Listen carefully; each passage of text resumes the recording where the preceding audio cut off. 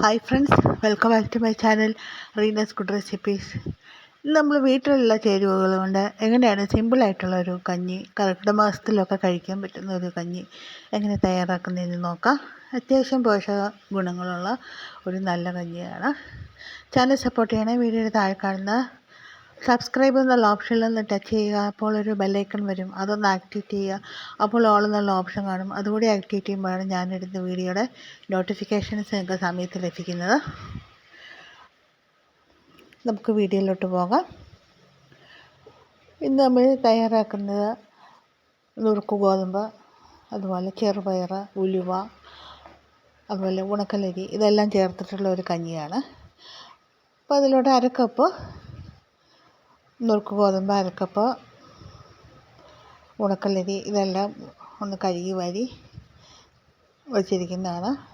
അതിട്ട് കൊടുക്കാം.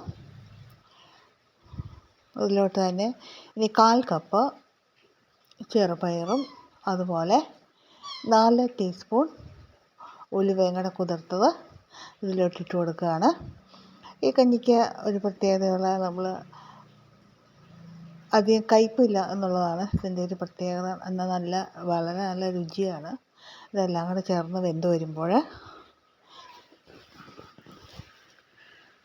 നമ്മളൊരു ഏകദേശം ഒരു 2 ലിറ്ററോളം വെള്ളം ഇതിലോട്ട് ഒഴിച്ച് കൊടുക്കുന്നുണ്ട്.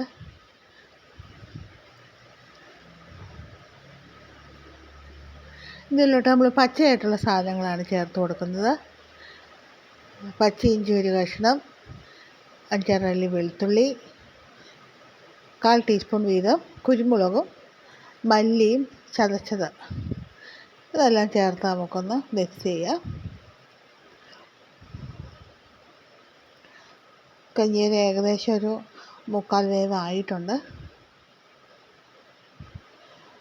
നന്നായി വെന്ത ശേഷം നമുക്കിതിലോട്ട് നെയ്യിൽ ഉള്ളി ചേർക്കുന്നത് വളരെ നല്ലതാണ്. മല്ലി ചേർക്കുന്നത് വളരെ നല്ലതാണ്. ദഹനത്തിന് മല്ലി, ഇഞ്ചി ഇതെല്ലാം ചേർക്കുന്നത്. നമ്മൾ വറ്റൽമുളകും കൂടെ ചേർന്ന് കടുക് വറുത്ത് ഇതിനോട് ചേർക്കുകയാണ്. ഇതും കൂടെ ചേർക്കുമ്പോഴാണ് നല്ലൊരു രുചി. അപ്പോൾ എല്ലാവരും തയ്യാറാക്കുക. വീട്ടിലുള്ള എല്ലാ അംഗങ്ങൾക്കും ഇഷ്ടമാകുന്ന ഒരു കഞ്ഞിയാണ്. അത്യാവശ്യം പോഷക ഗുണങ്ങളെല്ലാം ചേർന്നിട്ടുണ്ട്. ചാനൽ സപ്പോർട്ട് ചെയ്യുക. Thank you for watching.